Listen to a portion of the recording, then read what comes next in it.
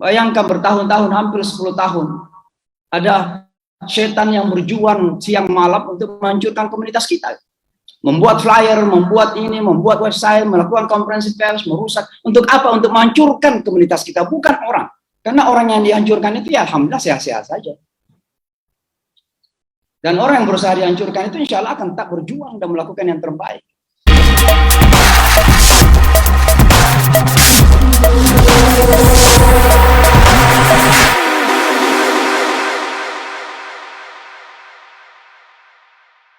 Muhammadin wa ala alihi wa sahbihi ajma'in. Asyhadu an la ilaha illallah wahdahu la syarikalah wa asyhadu anna Muhammadan abduhu wa rasuluhu la nabiyya ba'dah. Yang sama-sama kita muliakan Al-Ustadz Imam Syamsi Ali hafizahullah wa waffaqah. Yang terhormat Bapak Haji Muhammad Thaha, Pak Jajah, Presiden Masjid Al-Hikmah, segenap orang tua kami, Bapak dan Ibu, para pengurus Masjid Al-Hikmah New York, jamaah yang mulia, peserta pengajian bulanan yang pada siang hari yang berbahagia ini hadir secara offline di Masjid Al-Hikmah, dan Bapak dan Ibu, para jamaah yang mengikuti secara online.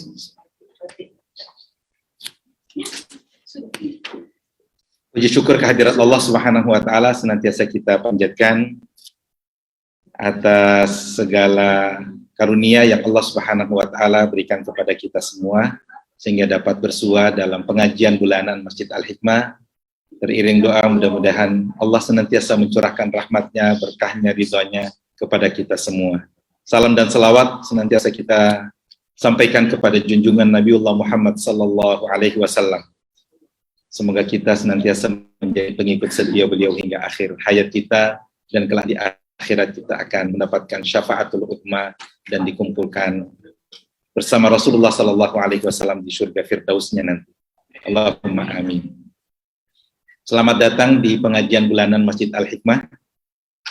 Mudah-mudahan kita semua dalam keadaan sehat walafiat, dan kepada saudara keluarga yang saat ini mendapatkan ujian, sedang sakit, mudah-mudahan Allah Subhanahu wa Ta'ala segera mengangkat penyakitnya, dipulihkan, disembuhkan oleh Allah Subhanahu wa Ta'ala, dan dapat beraktivitas seperti biasa. Mari kita membuka pengajian bulanan kita dengan bersama-sama membaca basmalah. Bismillahirrahmanirrahim. Selanjutnya mari kita mempersilahkan guru kita Al-Ustadz Imam Syamsi Ali untuk memberikan tausiah pada pengajian bulanan pada hari ini, hari Ahad tanggal 9 Januari 2022. Ini adalah pertama Pak ya? Masya Allah, ini pengajian perdana di tahun baru 2022. Pada Ustadz, yahu falyatafaddal mashkuran ma'jura. Bismillahirrahmanirrahim.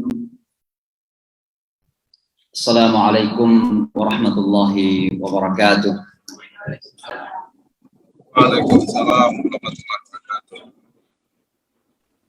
Alhamdulillahi alladzi khalaqa as-samawati wal ard wa ja'ala adh-dhulumati wan nur thumma alladhina kafaru bi rabbihim ya'dilun. Alhamdulillah alladzi bi ni'matihi tatimmu as-shalihat. Falhamdulillahi alladzi hadana li hadza wa ma kunna linahtadiya laula an hadana Allah. Asyhadu an la ilaha illallah wahdahu la syarika lah, wa asyhadu anna Muhammadan abduhu wa rasuluhu la nabiyya ba'dah. Allahumma salli wa sallim wa barik alaihi wa ala alihi wa sahbihi wa ali baitihi wa azwajihi wa kulli muslimin tabi'a hudahu wa istamsaka bi sunnatihi ila yaumiddin wa ba'd. Wa subhanaka la ilma lana illa ma 'allamtana innaka antal alimul hakim. Allahumma 'allimna ma yanfa'una wanfa'na bima 'allamtana. Allahumma rzuqna fahma wa waffiqna lil 'amali bihi ya rabbal alamin.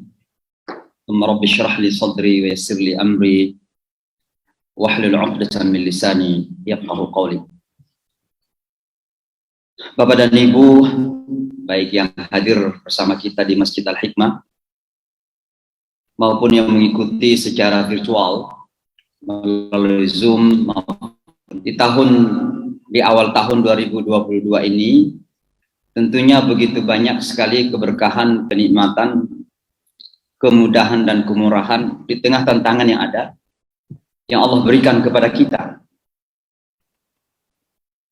Sehingga pada kesempatan ini salah satu wujudnya adalah kita diberikan kesempatan bersilaturahmi.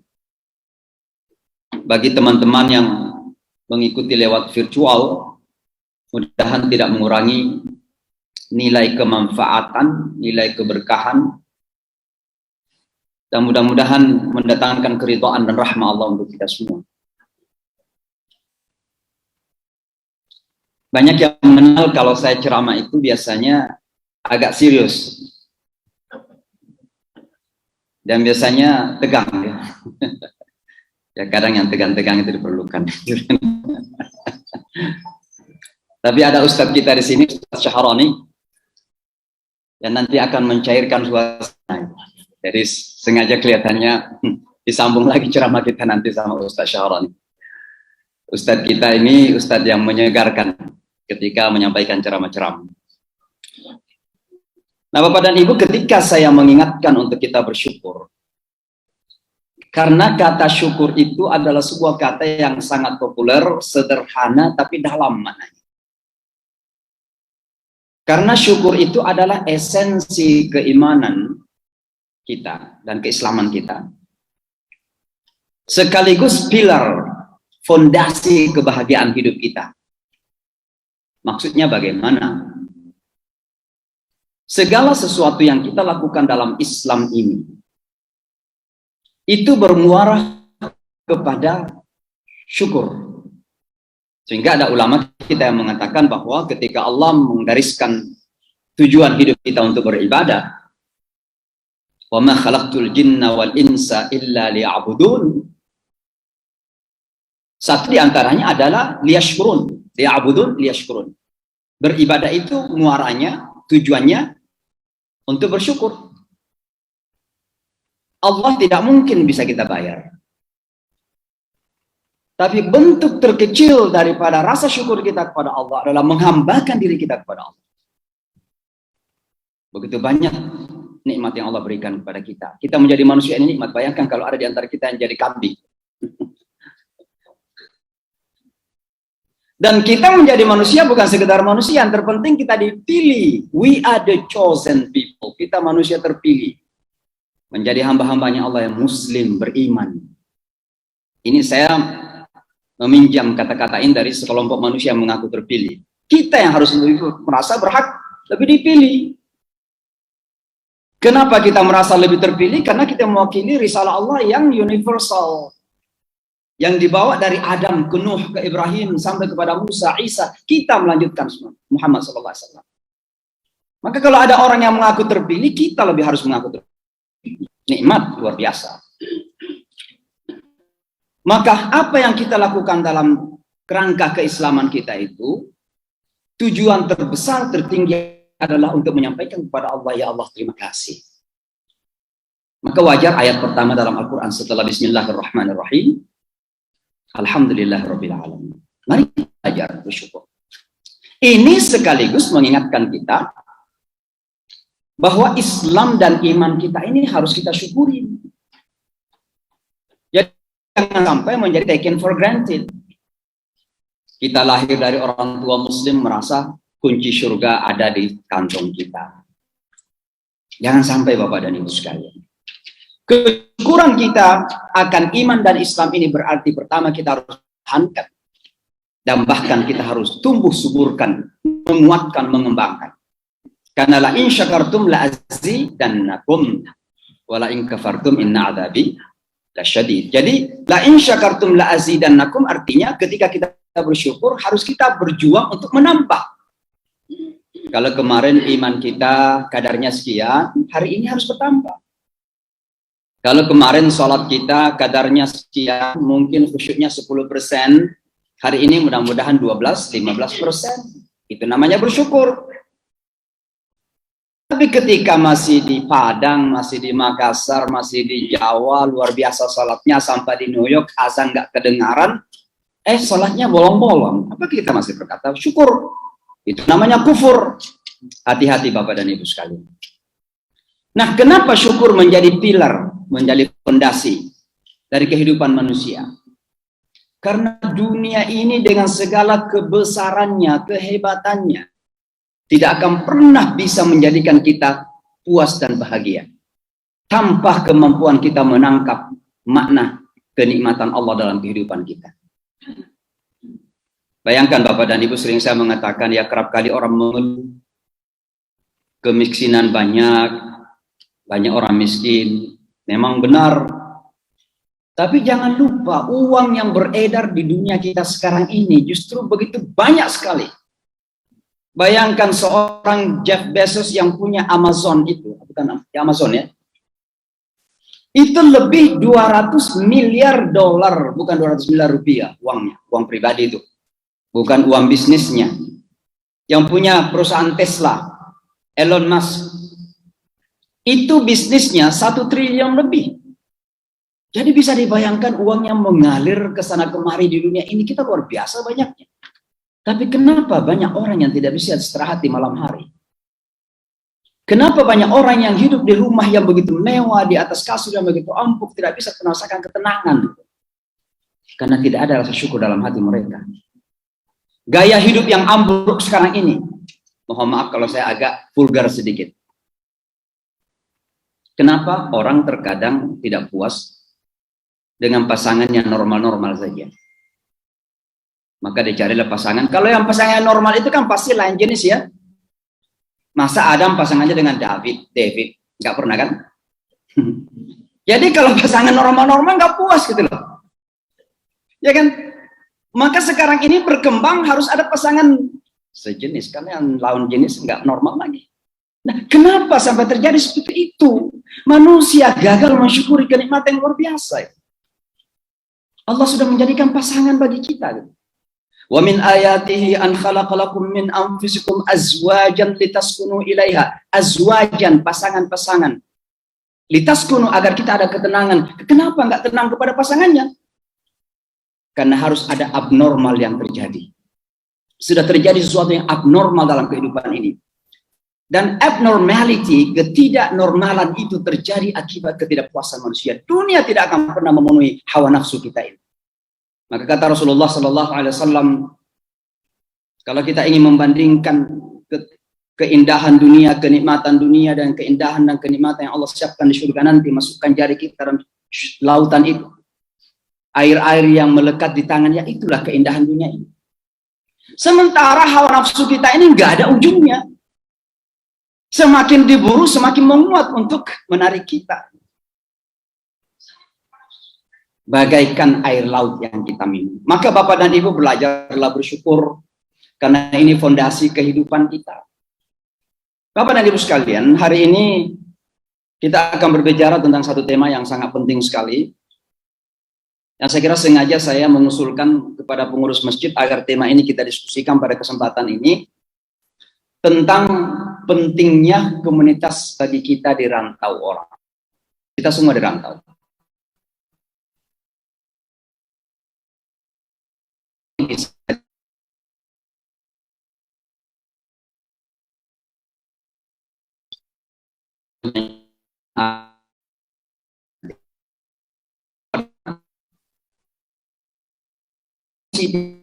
Dan di Amerika dan di luar negeri kita adalah semua perantau. Ini ada teman-teman kita, ada beberapa orang dari Eropa juga ikut ini. Kita semua adalah perantau. Kenapa kita memilih topik ini? Ada beberapa alasan. Yang pertama, karena kita sudah menjadi bahagian dari, mohon maaf,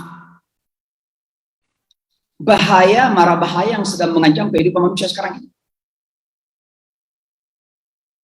Apa mara bahaya yang sedang mengancam kita? Tentu banyak, tapi saya ingin menyebutkan secara khusus satu yang disebutkan dalam Al-Quran. Ketika Adam alaihissalam diturunkan ke atas bumi ini, Allah subhanahu wa ta'ala berpesan kepada Adam, salah satunya adalah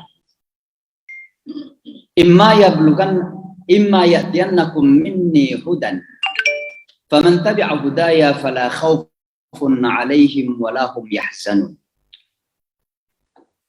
Qul nahbitu minha jami'a, wahai Adam, wahai Hawa, turunlah kamu ke atas bumi ini.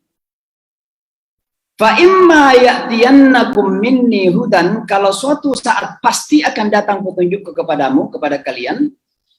Maka kata Allah, barang siapa yang berpegang teguh kepada petunjuk itu, la khaufun 'alaihim wa la hum yahzanun. Dia tidak akan pernah merasakan apa yang disebut dengan khauf, dan tidak perlu dibayang-bayangi oleh rasa sadness, sedih. Nah, Bapak dan Ibu, kita membaca ayat ini berkali-kali. Kita hafal ayat ini.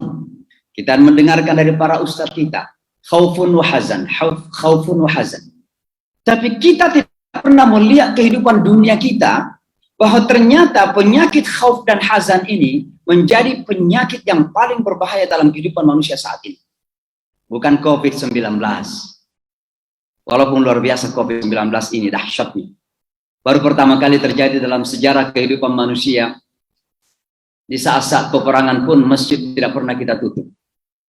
Di saat-saat peperangan pun masjid tidak pernah kita robah shaf kita. Tapi ketika COVID terjadi, masjid kita tutup, Masjidil Haram ditutup, Masjid Nabawi tutup. Ibadah haji pun dibatalkan 1 tahun. Bayangkan, COVID luar biasa. Tapi walaupun sedahsyat itu, ini belum terlalu berbahaya ketimbang penyakit yang dua yang disebutkan dalam Al-Quran ini. Penyakit rasa takut dan penyakit kesedihan.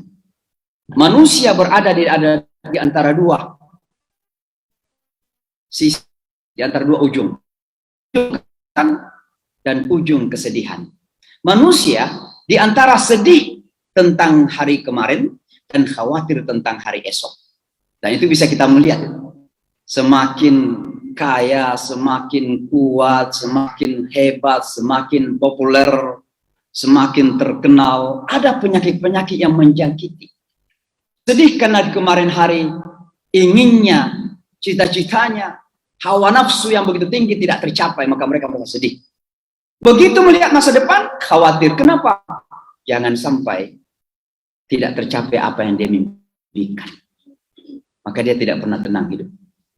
Tapi orang beriman, alhamdulillah, la khaufun 'alaihim wa lahum yahzanun.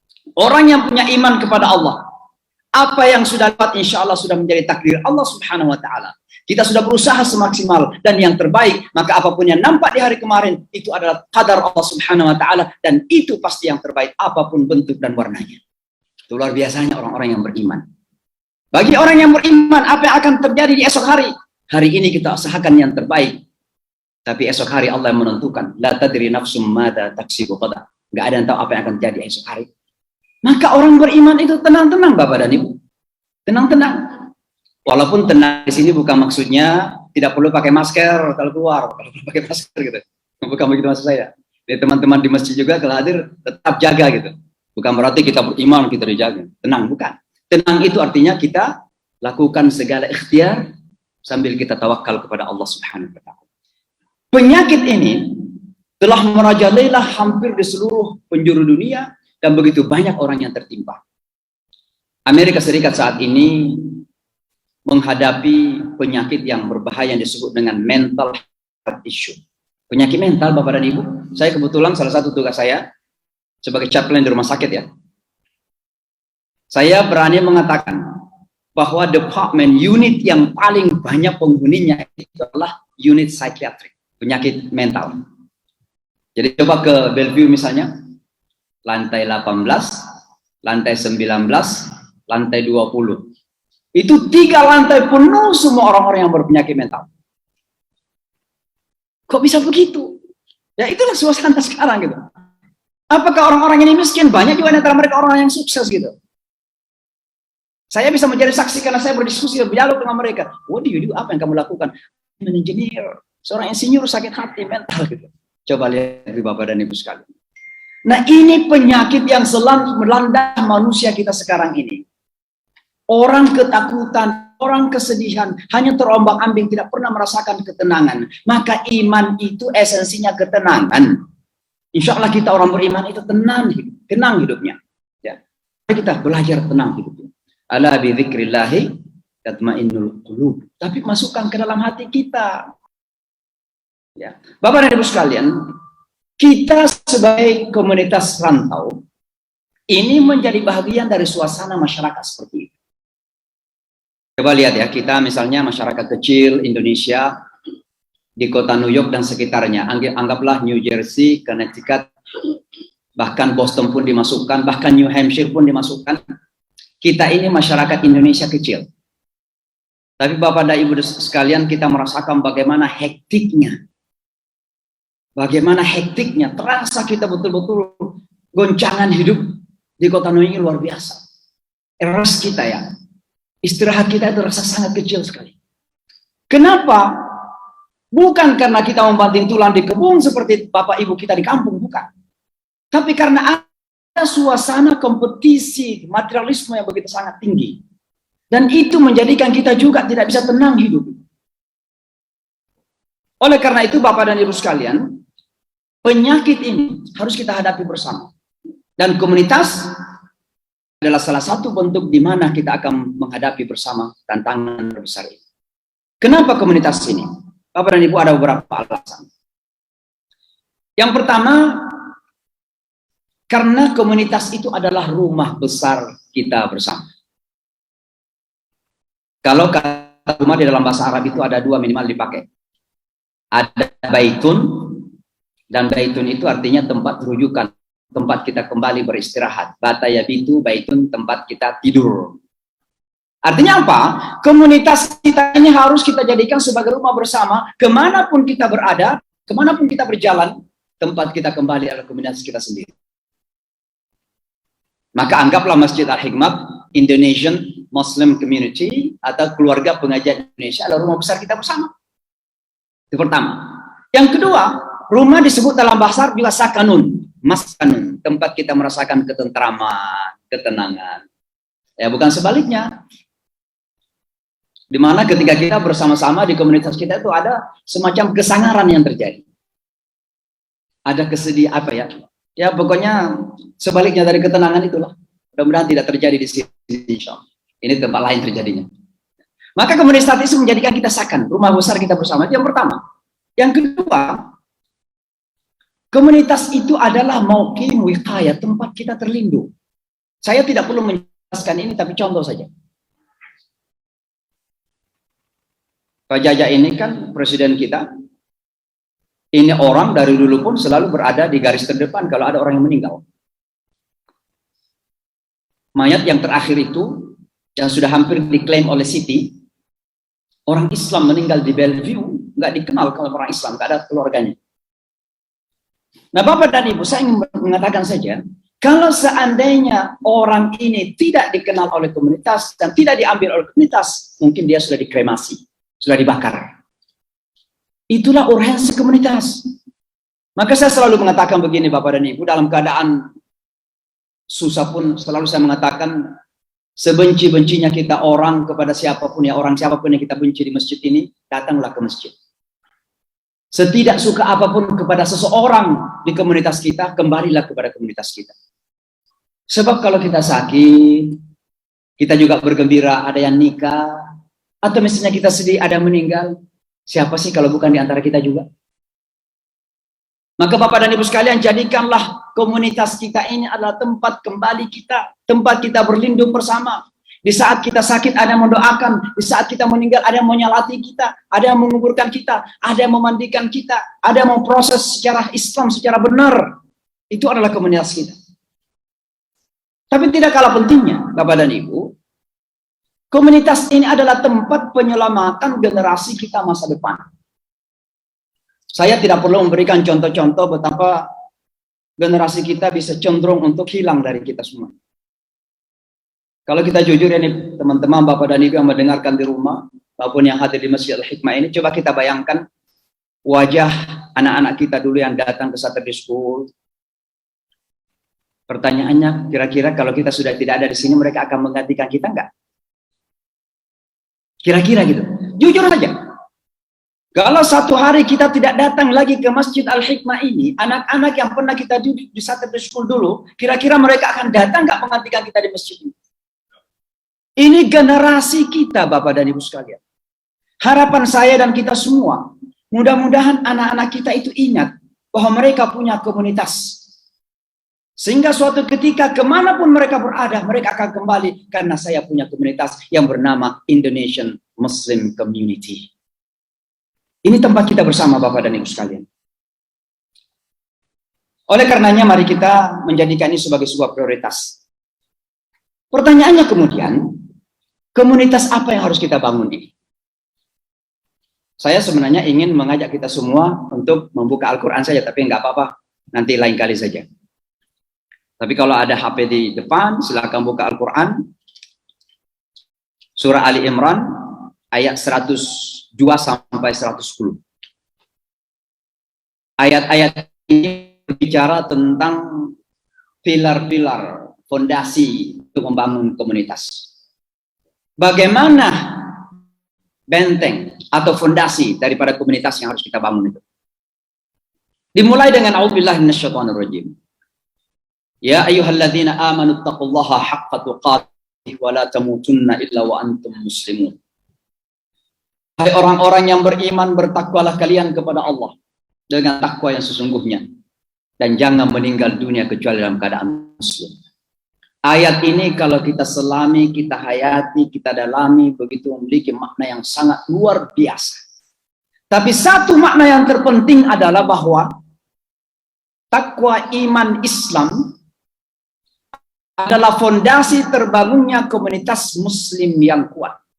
Kenapa demikian? Saya mengistilahkan dalam bahasa Inggris, a strong community is a heavenly connected community. Komunitas yang kuat adalah komunitas yang terikat dan terkait dengan langit, dengan Allah Subhanahu wa Ta'ala.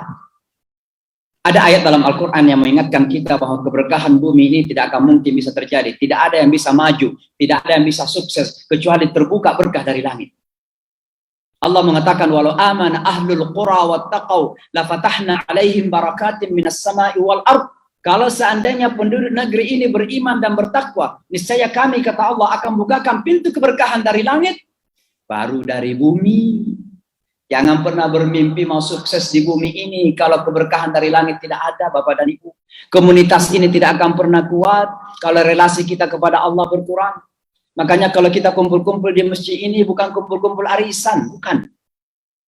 Bukan kumpul-kumpul cerita sana sini, ngerumpi, bukan. Kita datang ke masjid ini untuk membangun relasi kita kepada Allah Subhanahu wa Ta'ala. Agar kita mendapatkan keberkahan dari Allah Subhanahu wa Ta'ala. Maka Bapak dan Ibu datanglah ke masjid, tapi niatkan untuk membangun relasi dengan Allah Subhanahu wa Ta'ala. Ini yang pertama ini. Mari kita perbaiki terus-menerus, memperbaiki hati kita, relasi kita dengan Allah Subhanahu wa Ta'ala. Karena komunitas ini tidak akan kuat kecuali memang betul-betul ikhlas membangun hubungan dengan Allah Subhanahu wa Ta'ala. Yang kedua, di ayat 103.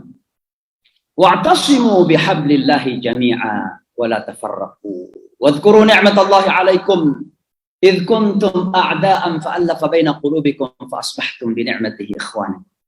Persatuan, kesatuan, kebersamaan, ukhuwah Bapak dan Ibu menjadi kunci utama dari terbangunnya komunitas yang kuat. Ukhuwah ini apakah harus menyamakan segala sesuatu? Enggak. Kita bisa berbeda pendapat. Ukhuwah, kebersamaan, apakah semua kita harus menjadi malaikat? Enggak ada yang salah di antara kita kok. Tapi bukan berarti kita menggali kesalahan orang. Ukhuwah di antara kita, apakah semua harus menjadi orang baik? Ada yang kurang baik. Tapi apa kemudian orang yang kurang baik itu semakin kita camplakkan ke dalam lubang yang berbahaya? Kan tidak begitu. Maka Bapak dan Ibu sekalian, salah satu hal yang bisa kita lakukan sebagai komunitas untuk menjaga persatuan kita adalah ada perbedaan-perbedaan di antara kita. Perbedaan penafsiran, baik itu agama maupun urusan-urusan komunitas. Perbedaan latar belakang daerah mungkin dari Indonesia, ada yang dari Makassar, ada yang dari Medan. Makassar Medan saja saya sebutkan. Ada juga yang dari Jawa, ada juga yang dari Sunda gitu. Kan begitu. Nah ini Ustadz Imam kita, Al-Ustadz Dr. Mutahhir Arif dari Makassar lagi. Gitu. Ini perbedaan-perbedaan. Tapi bagaimana perbedaan ini kita tidak jadikan sebagai alat untuk mengorbankan kebersamaan kita.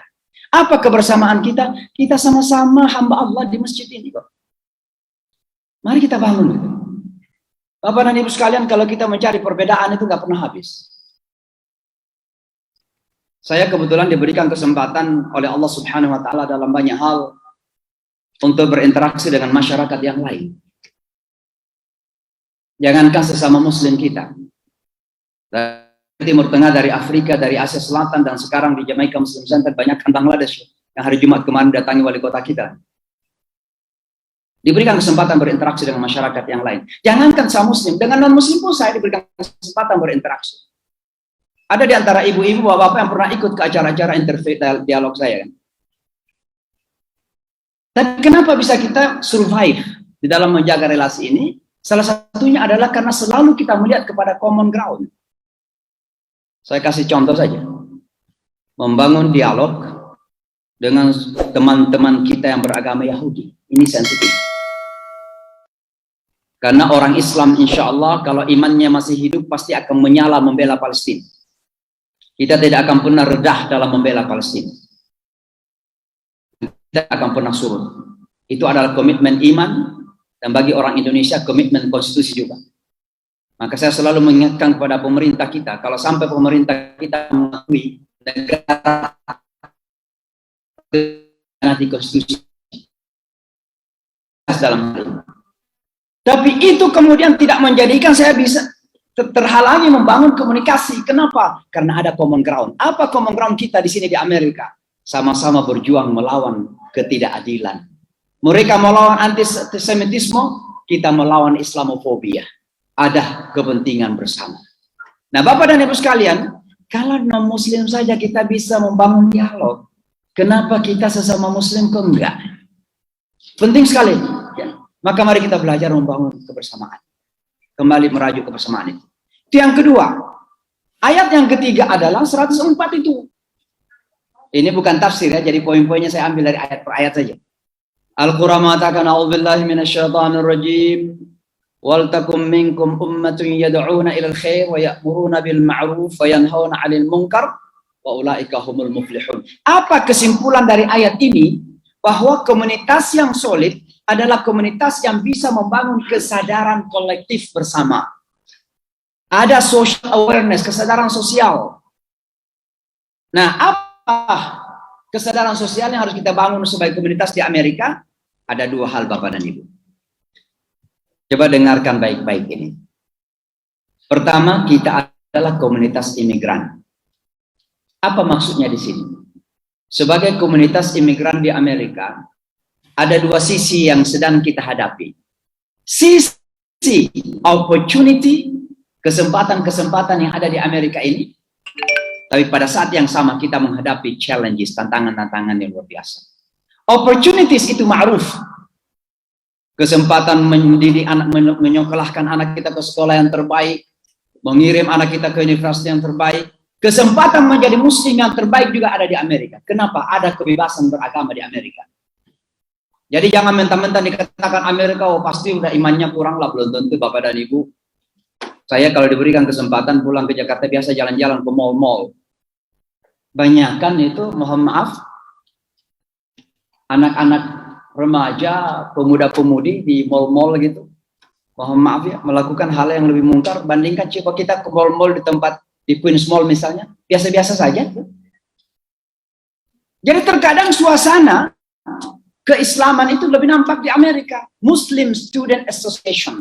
Hampir di semua universitas ada di Amerika Serikat. Ada opportunity sebagai komunitas. Pertanyaannya Bapak dan Ibu, ini yang punya anak yang sekolah ini. Anak-anak kita terlibat nggak di organisasi-organisasi itu?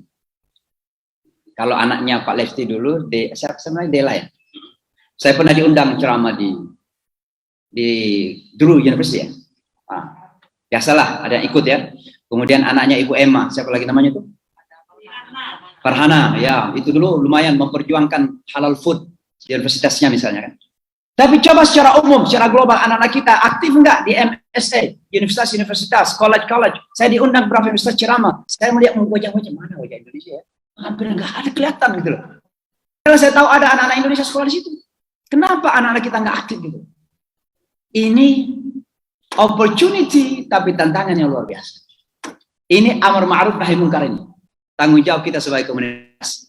Bagaimana membangun kesadaran kolektif kepada anak-anak kita untuk aktif dalam kehidupan agama di mana saja mereka berada. Itu yang keempat, singkat saja karena waktu ya. Dan yang kelima Bapak dan Ibu adalah akhirah oriented community. Yauma tabayyaddu wujuhum wa taswaddu wujuh. Apa poin yang saya ambil dari ayat ini? Komunitas yang solid, yang kuat adalah komunitas yang sadar akan kehidupan ukhrawi. Maka komunitas yang kita bangun ini bukan komunitas materialistik. Ya, kita perlu membangun bisnis. Kalau perlu Masjid Al-Hikmah ini punya bisnis. Coba bangun koperasi misalnya. Kalau ada kesempatan punya dana beli toko yang dekat-dekat sini, bangun toko Al-Hikmah gitu. Biar kuat seperti Jamaica Muslim Center di sana. Tapi bukan berarti kalau kita membuka toko terlibat dalam bisnis bukan berarti kita buru dunia, bukan. Tapi kita jadikan dunia itu sebagai jembatan untuk akhirat kita. Yauma tabayyaddu wujuhum wa taswaddu wujuh. Maksudnya komunitas yang kuat adalah komunitas yang punya orientasi akhirat, tujuannya akhirat. Maka kita bukan datang untuk dunia, bukan, tapi memang untuk akhirat. Ini yang keempat ya, kelima ya. Singkat saja karena waktu. Kemudian yang keenam Bapak dan Ibu sekalian. Untuk komunitas kita ini perlu ada namanya komunitas yang bertanggung jawab kepada hukum dan aturan. Wa tilka ayatullahi natluha 'alaika bil haqq. Apa kesimpulan yang kita ambil dari ayat ini? Bahwa komunitas yang kita bangun itu adalah komunitas yang taat aturan. Secara lokal misalnya di masjid kita kan ada anggaran dasar. Ya udah ikutin saja anggaran dasar yang ada. Jadi anggaran dasar kita mengatakan mohon maaf kalau sedikit agak misalnya masalah pemilihan pengurus gitu. Ikut aja anggaran dasarnya ada, kenapa harus pusing gitu? Kenapa dipermasalahkan? Oh, kenapa dia nggak jadi ini padahal begini? Jangan Anda menafsirkan itu, ikuti saja aturan yang ada. Itu komunitas yang hebat. Kita sama-sama sepakat dengan aturan yang ada. Tapi Bapak dan Ibu sekalian, aturan yang saya maksud di sini adalah bahwa komunitas muslim yang kuat taat kepada Allah, Al-Quran dan sunnahnya Rasulullah Sallallahu Alaihi Wasallam yang pertama. Tapi yang kedua, sebagai muslim di Amerika, kita juga taat kepada aturan-aturan Amerika. Karena kita yakin bahwa aturan-aturan di Amerika ini selama memang aturan yang benar, insya Allah sejalan dengan Islam. Konstitusi Amerika itu tidak bertentangan dengan nilai-nilai keislaman. Bahkan Fiqh Council of North America, semacam majelis ulamanya Amerika, menyimpulkan bahwa ahdafus syariah itu sejalan dengan konstitusi Amerika. Maka insya Allah di Amerika Bapak dan Ibu, baik yang di masjid maupun yang di rumah, dengarkan baik-baik. Kita jangan pernah dibodohi oleh siapapun. Bahwa untuk menjadi muslim yang baik di Amerika, kita harus menjadi orang Amerika yang nakal. Tidak perlu. Atau sebaliknya, jangan juga kita dibodohi oleh orang luar. Anda tidak bisa menjadi orang Amerika yang baik, kecuali kalau Anda harus tidak taat lagi kepada Islam. Maka seolah-olah kalau kita ingin menjadi Amerika, kita harus minum, kita harus berjudi, kita harus Las Vegas. Tidak demikian Bapak dan Ibu sekalian. Di Amerika insya Allah kita bisa menjadi muslim yang baik, tapi sekaligus menjadi orang Amerika yang baik. Dalam arti ya, tinggal di Amerika sebagai orang yang baik. Itulah kehebatan Amerika, kehebatan Islam. Kenapa? Karena dua bentuk konstitusi ini. Konstitusinya Allah Subhanahu Wa Taala dan konstitusi yang dibuat oleh manusia. Itu ada ruhnya dari Allah Subhanahu Wa Taala. Yang membuat konstitusi Amerika itu kan punya Quran yang disimpan di Library Washington, Library Congress. Yang dipakai oleh Keith Ellison waktu dilantik menjadi congressman, itu Al-Quran bersejarah, diletakkan tangannya dan dilantik menjadi anggota Kongres. Itu adalah Quran yang dipakai oleh Presiden Amerika, salah satunya yang membuat konstitusi Amerika. Makanya jangan terkejut kalau konstitusi Amerika berbicara tentang keadilan, kebebasan, bahkan under God, di bawah Tuhan. Jangan terkejut, coba buka dompet, ada duit, tertulis apa di situ? In God we trust. Apa artinya in God we trust? Tawakkalna 'ala Allah. Kita bertawakal kepada Allah. Coba Bapak dan Ibu, Ibu ada yang biasa ke pengadilan. Ibu ada suka ke pengadilan. Ibu ada yang suka ke pengadilan. Di belakang hakim itu ada tulis in God we trust. Tawakkalna 'ala Allah. Kenapa?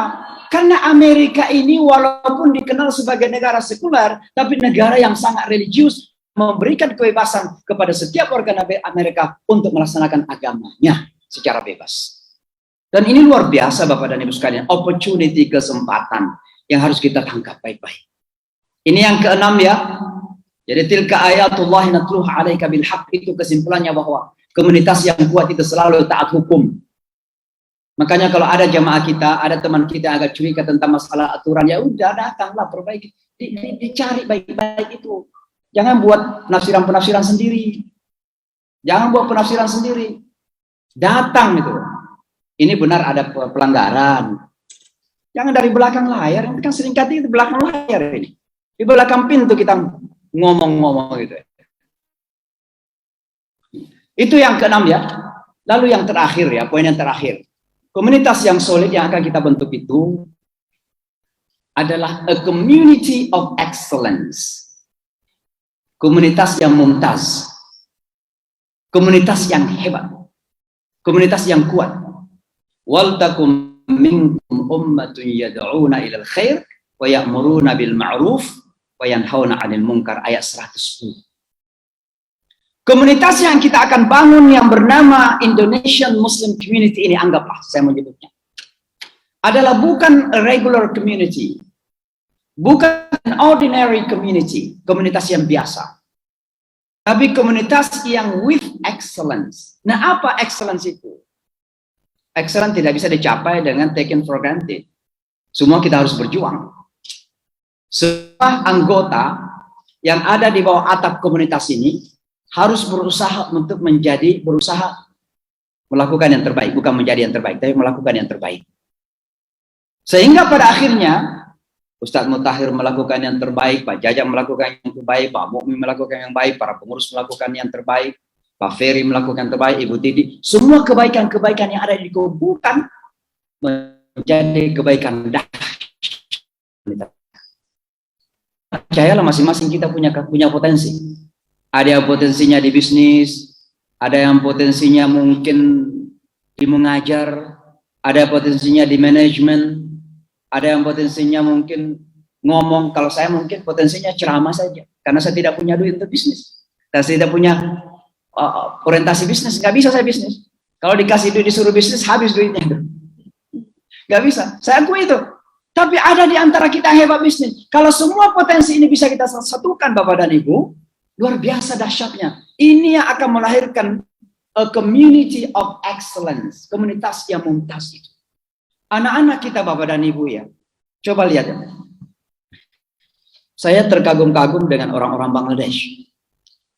Orang-orang Bangladesh ini terkadang Bapak Ibu Bapaknya itu ngomong bahasa Inggrisnya kita nggak paham. Tapi anaknya Stuyvesant High School, Bronx Science, hebat-hebat semua.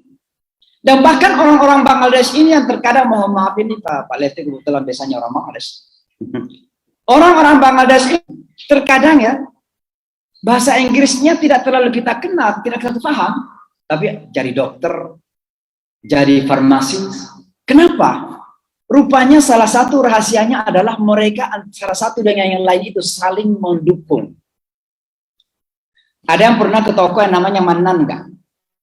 Toko Mannan supermarket, Bangladesh punya. Itu di kota New York ada 13. Di Jamaika, coba ke Elmhurst ada 2 kalau nggak salah. Ya. Kemudian di Bangladesh, di Jamaika ada 2. Kemudian di Bronx ada berapa? Di beberapa tempat ada 12 yang punya orang Bangladesh. Saya ketemu orangnya biasa-biasa saja. Saya ngajak bahasa Inggris, hampir nggak bisa bahasa Inggris. Ya bisa, tapi nggak paham apa dia omongin. Saya tanya, suksesnya Anda apa? Dia dulu tukang taksi. Bawa taksi. Loh kok bisa punya toko 12 seperti ini? Kok bisa? Dia bilang, ketika itu saya sopir taksi, lalu kita berlima memulai kumpul sama-sama.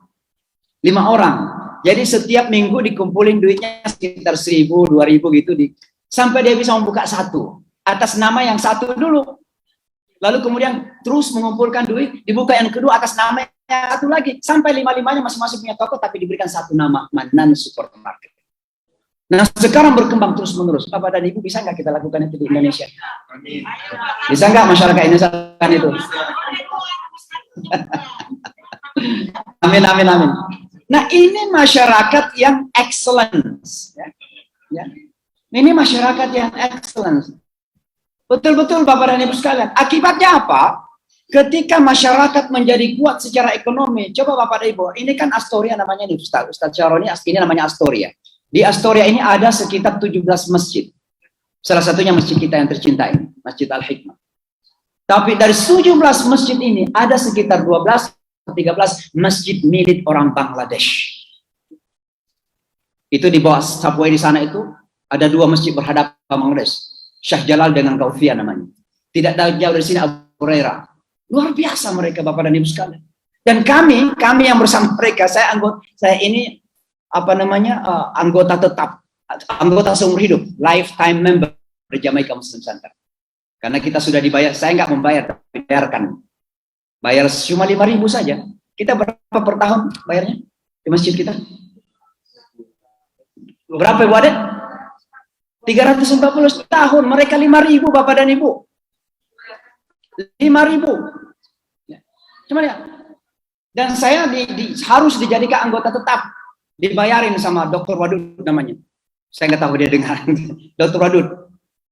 Presiden yang mengajak saya bergabung di Jamaica Muslim Center. Dia bilang, you cannot leave Jamaica Muslim Center. You have to be here. You have to be a permanent member, lifetime member.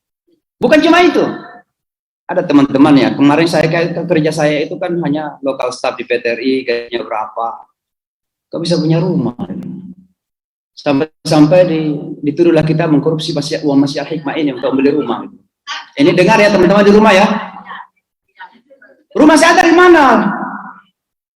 Ini orang yang tidak ingin saya jauh dari Jamaica Muslim Center. You cannot be away from us. Saya di setengah paksa beli rumah itu. Saya bilang saya nggak punya duit. Jangan pikirkan. Jadi Bapak dan Ibu sekalian, ini kan sesuatu ya. Kalau kita ikhlas ya, apa adanya. Apa yang saya sampaikan ini? Jadi mari kita coba berusaha berjuang bersama membangun komunitas kita ini. Insya Allah di bawah komando Pak Mukmin, Pak Jajat dan semua pengurus yang ada 5 anggota board. Pak Ipung ya juga termasuk ya. Juga ya. Anggota board ini kerjasama pengurus yang ada. Ayo kita bangun sama-sama. Mari kita datang. Apa tantangan kita untuk membangun komunitas ini? Tantangannya bukan pada manusia, bukan pada kita orang, ada pada setan. Itu aja setan. Karena tidak mungkin kalau kita manusia ini akan menghancurkan komunitas kita sendiri. Tidak mungkin kalau kita masih berpikir sebagai manusia akan melakukan langkah-langkah yang menghancurkan kita bersama dan hancur bersama. Bayangkan bertahun-tahun, hampir 10 tahun, ada setan yang berjuang siang malam untuk menghancurkan komunitas kita. Membuat flyer, membuat ini, membuat website, melakukan konferensi pers, merusak. Untuk apa? Untuk menghancurkan komunitas kita, bukan orang. Karena orang yang dihancurkan itu ya alhamdulillah sehat-sehat saja. Dan orang yang berusaha dihancurkan itu insya Allah akan tetap berjuang dan melakukan yang terbaik. Kita ini seperti air, orang beriman seperti air. Kalau dihalangi di satu tempat, dia akan tinggal diam. Kalau diam, dia akan busuk. Kalau kita dihalangi di satu tempat, pasti kita akan bergerak untuk menemukan jalan memberikan penyegaran dan kesegaran dan kehidupan kepada masyarakat kita. Itu orang yang beriman. Maka Bapak dan Ibu sekalian, saya cuma ingin mengatakan bahwa jangan sampai setan-setan ini kembali mengganggu kita. Jangan sampai setan-setan kembali merusak komunitas kita. Walaupun setan terkadang memang minal jinnati wan nas kan. Tapi mari kita kembali menjaga persatuan kita, bersama-sama kita membesarkan komunitas ini. Sejauh-jauh kita berjalan, saya walaupun bagian dari komunitas besar, Masjid Hikmah rumah saya. Kemanapun saya berjalan, masing-masing. Karena bagaimanapun juga, saya ini datang ke masjid ini. Ini masjid kita bersama. Tapi tidak mudah. Tidak mudah. Jangan terkejut kalau saya membawa sesuatu. Itu Anda tahu. Usaha-usaha untuk merusak komunitas kita, untuk merusak orang-orang tertentu, tidak begitu saja. Siang malam melakukan. Ini istri saya pun tidak tahu apa ini. Saya bawa. Saya ingin tampilkan hari ini untuk Anda semua catat. Dan ini kita akan masukkan ke Museum Masjid Al-Hikmah. Orang menaruh di box rumah saya. Dan ini bukti ini saya bawa kepada Ibu sekalian. Bukan sekedar mereka membuat konferensi pers, membuat website, membuat YouTube. Syamsi Ali misalnya membubarkan sholat Jumat di Masjid Al-Hikmah. Saya tidak bawa ke polisi karena saya tidak ingin mempermasalahkan. Saya ingin menyelesaikan permasalahan, bukan membawa masalah. Maka Bapak dan Ibu sekalian, waktu sudah selesai. Saya hari ini cuma ingin menyampaikan bahwa ayo misalnya untuk kita kembali bersama. Setan-setan yang ada berkeliaran kita harus lawan bersama. Setan-setan yang berkeliaran kita lawan bersama. Karena kalau kita masih sama manusia, kita tidak akan melakukan seperti itu. Hanya memang setan yang akan melakukan seperti itu. Merusak komunitas sendiri. Dan bayangkan bertahun-tahun komunitas kita, apa yang terjadi. Dan banyak orang yang kemudian berusaha menampilkan diri sebagai pahlawan di tengah itu. Bersembunyi di balik dari macam-macam bersembunyi. Karena ibu saya ini anak nakal dulu ya. Kalau seandainya di Makassar, saya biasa mengatakan, ayo mau pakai tangan kosong, pakai baju boleh. Tapi bukanlah kita ini di Amerika, kita sama-sama bertanggung jawab. Sekalian mohon maaf, itulah Syamsi Ali, apa adanya saja. Maafkan kalau saya agak vulgar hari ini. Saya sengaja menyampaikan karena memang ini adalah kesempatan bagi saya untuk menyampaikan apa adanya saja. Tentu dengan harapan teman-teman yang nonton di mana saja, baik yang di rumah, ayo kita sama-sama makmurkan kembali Masjid Al-Hikmah. Kalau Anda membenci seseorang di masjid ini, jangan karena orangnya Anda tidak mau datang. Datanglah karena Allah Subhanahu wa Ta'ala. Saya kira demikian Bapak dan Ibu sekalian, mohon maaf sekali lagi. Mudah-mudahan Allah menjaga kita semua, menguatkan kita semua, memudahkan kita semua. Saya akhiri sampai di sini. Wa'alaikum minkum. Hadanallahu wa ikum ajma'in. Wassalamualaikum warahmatullahi wabarakatuh.